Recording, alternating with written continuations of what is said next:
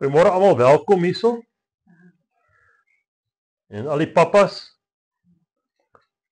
geseënde Vadersdag. Kom ons bid. Magtige Hemelse Vader, ons kom sê vir U dankie, Here, vir nog 'n dag. 'n Dag deur U geskape. Nog 'n dag om U naam te verheerlik. En nog 'n dag om meer van U te leer.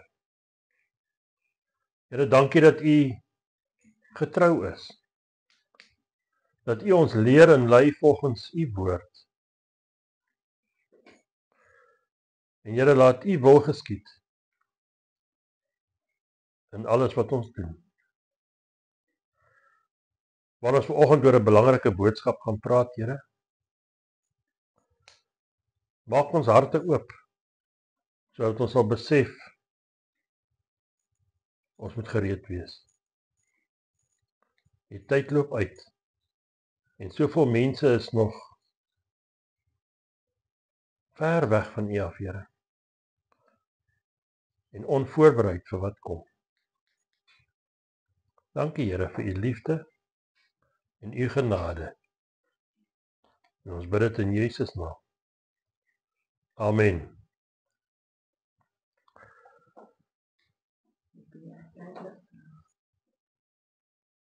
As ons vanoggend se boodskap 'n tema kan gee, dan sê ons op jou pos tot aan die einde.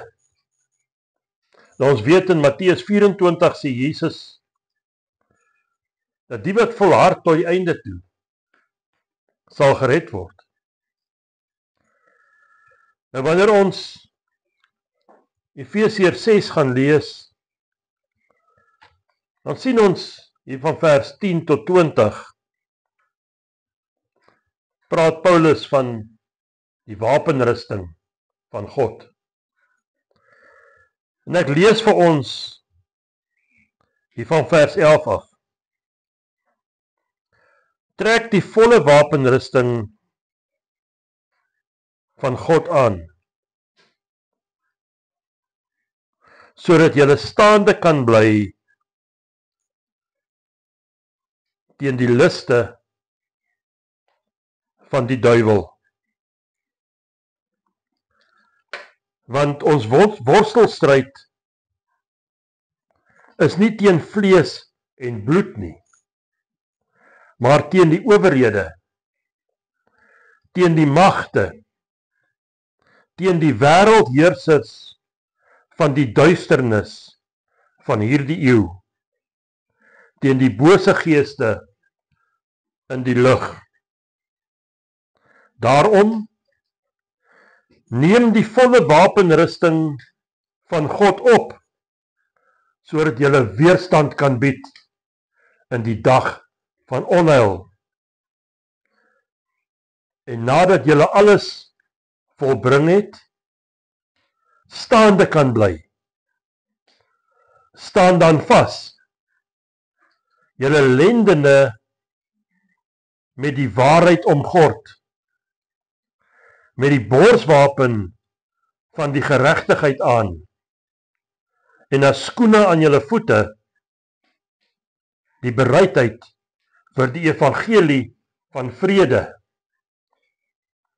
Behalwe dit alles, neem die skild van die geloof op, waarmee julle al die vurige pyle van die bose sal kan uitblus. En neem aan die helm van verlossing en die swaard van die Gees. Dit is die woord van God. Terwyl julle met alle gebed en smeking by elke geleentheid bid in die Gees. En juis daartoe waak met alle volharding en smeking vir al die heiliges en vir my, sodat 'n woord my gegee mag word as ek my mond oopmaak om met vrymoedigheid die verborgenheid van die evangelie bekend te maak, waarvoor ek 'n gesant is in kettinge, sodat ek daarin vrymoediglik mag spreek soos ek moet spreek. Dis baie duidelike woorde van Paulus, maar daar word vir ons twee dinge oorgedra in hierdie stuk. Vanaf verse 10 tot 17 gee hy vir ons die wapenrusting wat God ons gee. Ons kry dit nie van iemand anders af nie. En dan die tweede deel, vers 18 tot 20, ons plig tot gebed. Want ons weet, gebed is belangrik. Ons moet ons krag verkry vanaf God.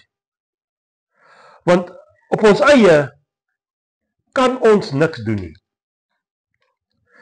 Ons krag is nie genoegsaam om hierdie geveg te veg nie. Daarom die opdrag: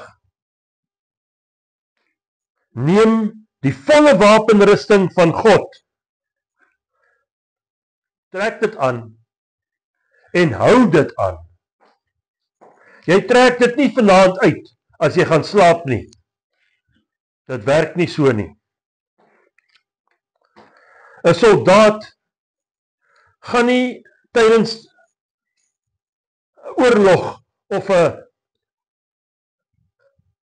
stryd sonder sy wapenrusting gevind word nie. Dit sal dwaas wees vir hom om onvoorbereid te wees. Dit is soos wat ons na 'n oorlog toe wil gaan met 'n baie kostuum en plakkies aan. Jy gaan seer kry. Ons vyand, die duiwel, loop rond soos 'n brullende leeu. Onthou, hy is nie 'n leeu nie. Maar hy loop rond soos 'n leeu. En hy soek na mense wat onvoorbereid is, om hulle te kan verslind en te kan verwoes. 1 Petrus 5 vers 8 sê dit baie duidelik vir ons. Ons moet waaksaam wees. Ek en jy kan hierdie aanslag slegs weerstaan wanneer ons krag gegrond is in God. En as jy jouself weerbaar maak met die volle wapenrusting. Wanneer 'n soldaat volkome toegerus is en goed opgelei is, dan gaan dit vir die vyand redelik moeilik wees om hierdie soldaat onkant te vang. Maar ek sê weer, jy moet voorbereid wees. Ons geveg is ook nie teen vlees en bloed nie. Ons veg nie teen mense nie. Ons geveg is teen die duiwel en sy duister magte. Dit is ook 'n mag wat ons nooit gering moet skat nie.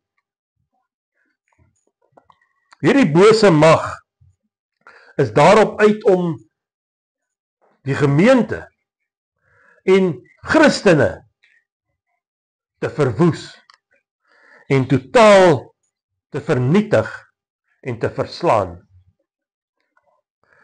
Dit sal egter nie so maklik gebeur nie as ons voorbereid is. Jesus sê vir ons, die poorte van die doderyk sal die gemeente nie oorweldig nie. Dit sien ons in Matteus 16 vers 18. Maar kom ons gaan kyk na hierdie wapenrusting waarmee God ons as ware gelowige Christene toerus. Die eerste ene is die waarheid as jou gordel.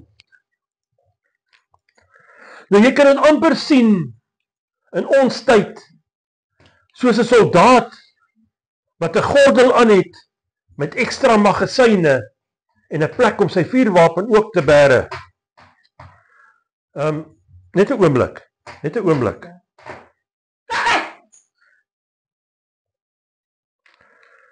Jo, as jy voorbereid is vir hierdie geveg, dan gaan jou aanvallers 'n bietjie moet sukkel teen jou. Maar waarmee val die vyand ons die meeste van die tyd aan? Met leuns. Want Satan is die vader van alle leuns. Johannes 8 vers 44 maak dit baie duidelik vir ons. 8 vers 44. So jou aanvallers gaan jou aanval met leuns en jou so op die bos probeer lei en jou laat dink jy is nie goed genoeg nie. Hy lieg. Wanneer jy omgord is met die waarheid,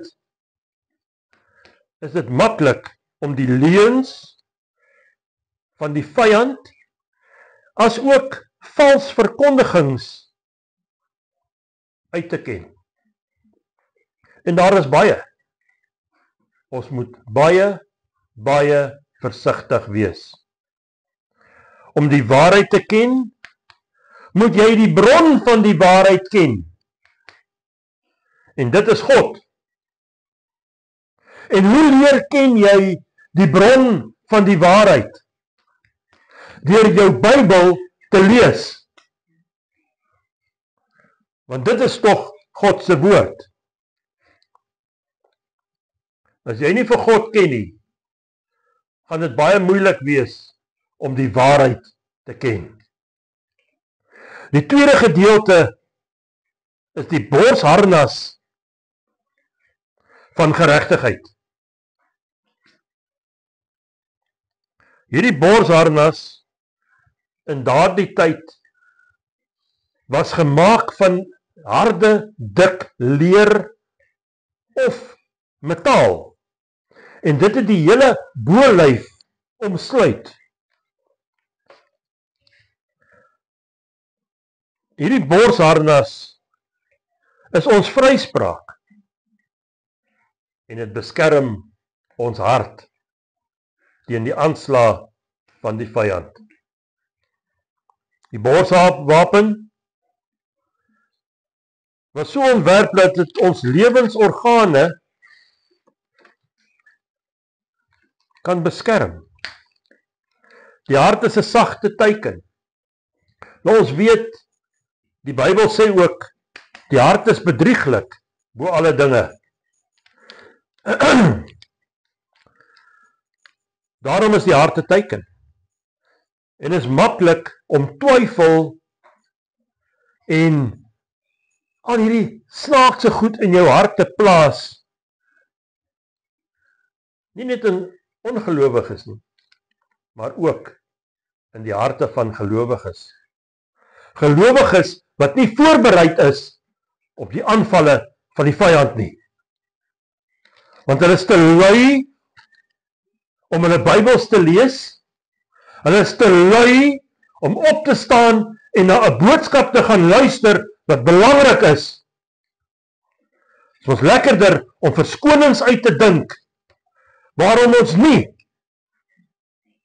na God se boodskappe wil luister nie.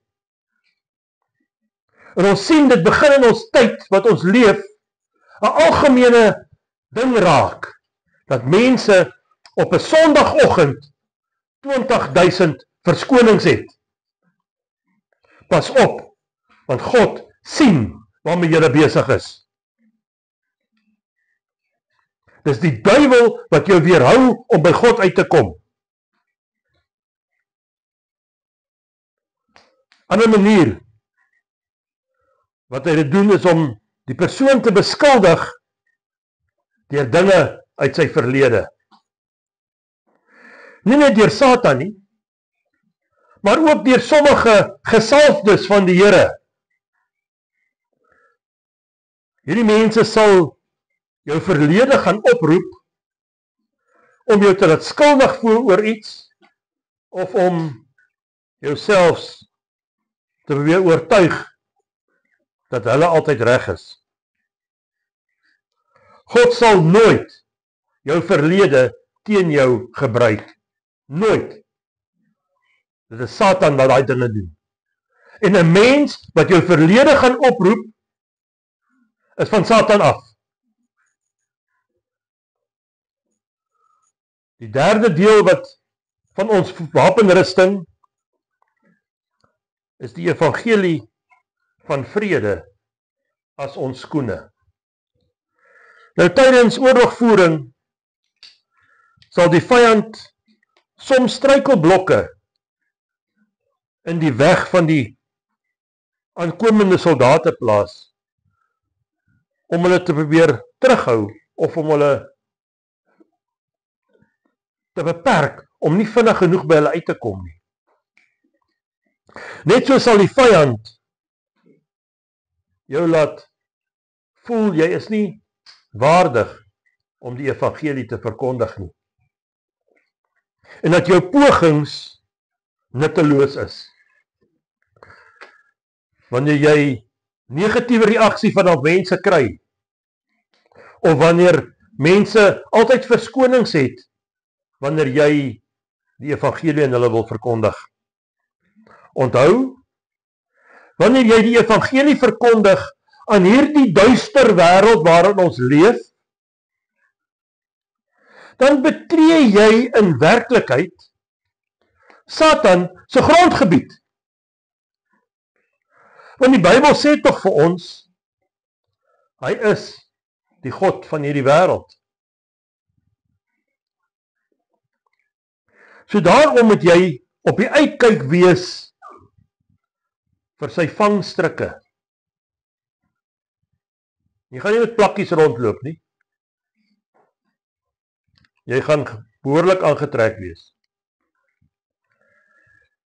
Deur die eeue sien ons hoe Satan die verkondiging van die evangelie probeer keer het en probeer vernietig het. Ons dink maar aan nou Paulus, daar in 2 Korintiërs 12 vers 7, wat hy praat van die doring in sy vlees. En hy sê vir ons, dit is 'n engel van die duiwel wat hom met die vuis slaan. Dit is net om te verhoed om die evangelie te verkondig. Die 4de deel van ons wapenrusting is die skild van geloof. Nou wanneer mense begin swaar kry, dan begin hulle ook wonder oor hulle vertroue in God. En of hulle vertroue in God eg is. Swaar kry en teenspoed is soos die brandende pyle van die vyand, waarmee jou aanval en jou dalk kwes en jou probeer vernietig.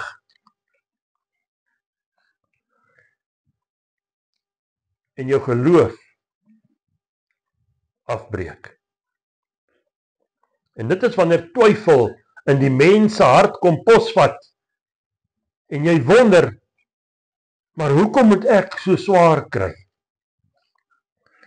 Laat ons ook dink aan al die apostels en al die dienaars van die Here in die ou tyd wat aangeval is, maar hulle het altyd positief gebly.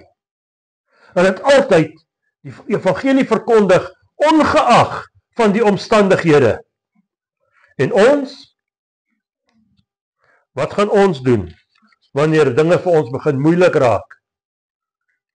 Gaan ons ook soos Petrus die Here verloon.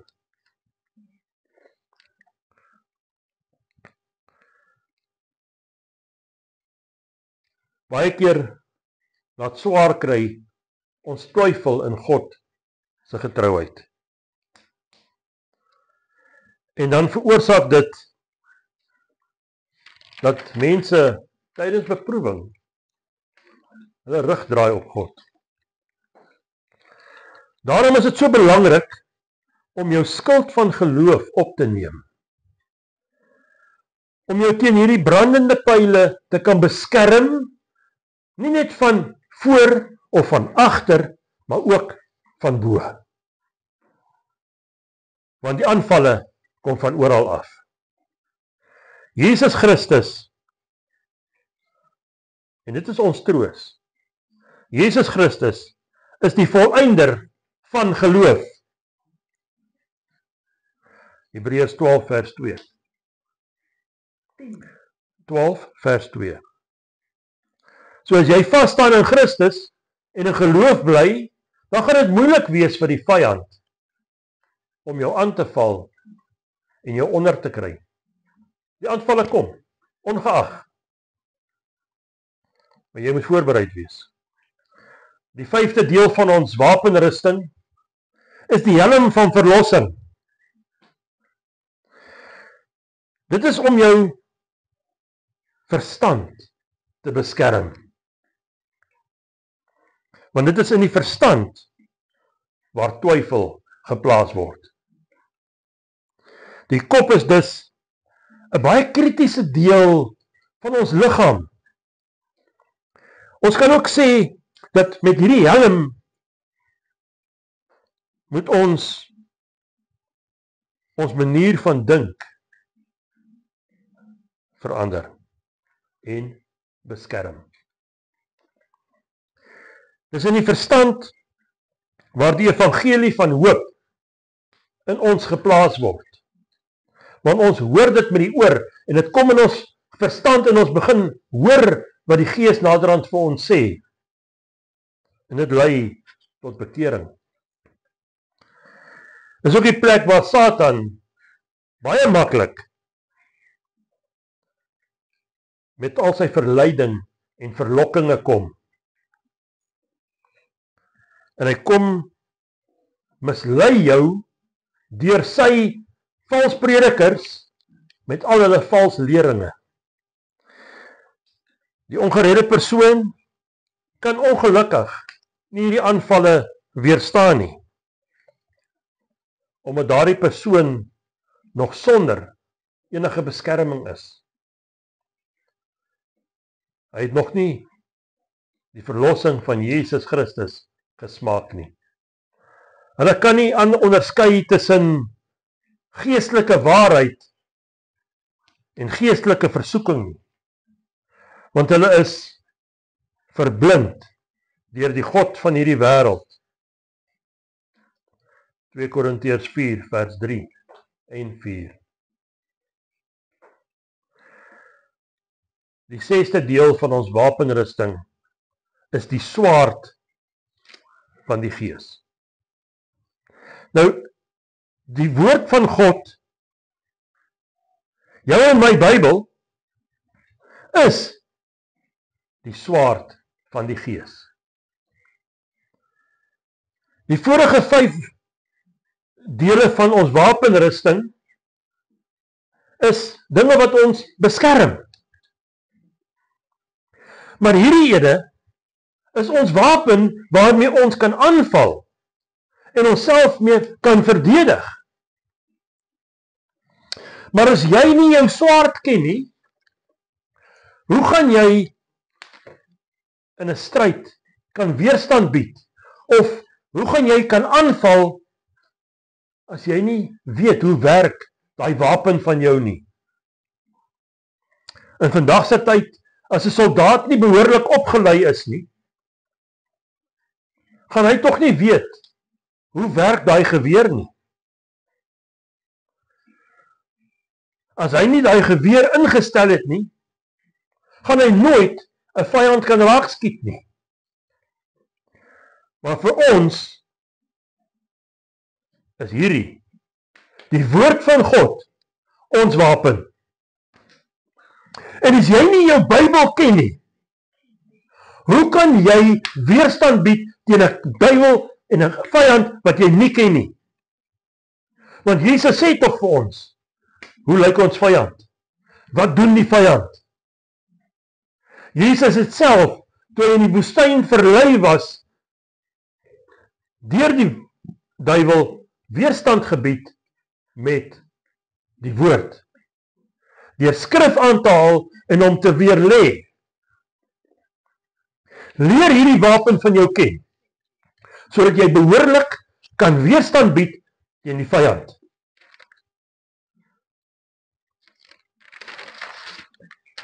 As jy nie die woord van God ken nie, kan jy ook nie na behore die evangelie verkondig nie. Want jy gaan nie weet wat dit is nie.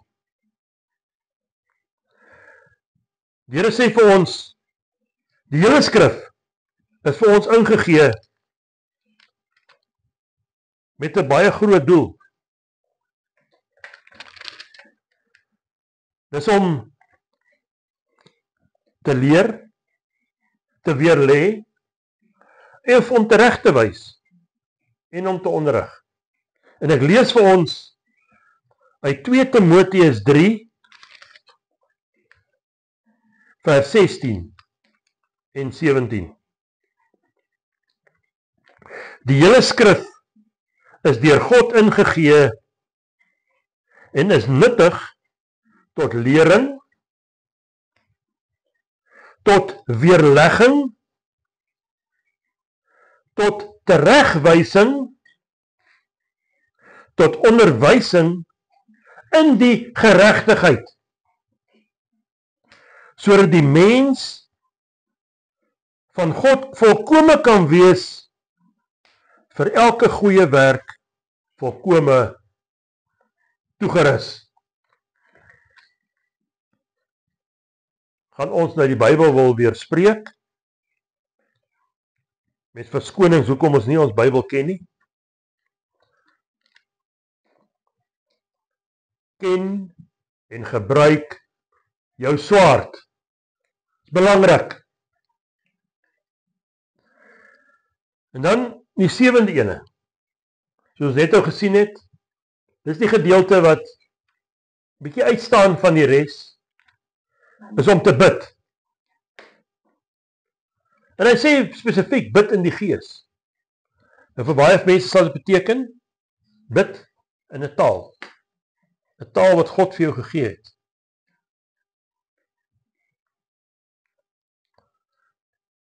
So hierdie is vir ons 'n oproep om te bid. Paulus sê vir ons, bid sonder ophou. Bid julle nog? Of is dit maar net 'n vinnige gebedjie, sommer so, net so op pad huis toe, of net so op pad werk toe, dalk as ek onthou.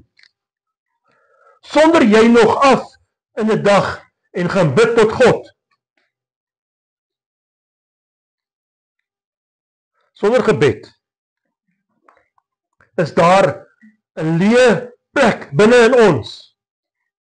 'n Plek waar die vyand ons kan aanval.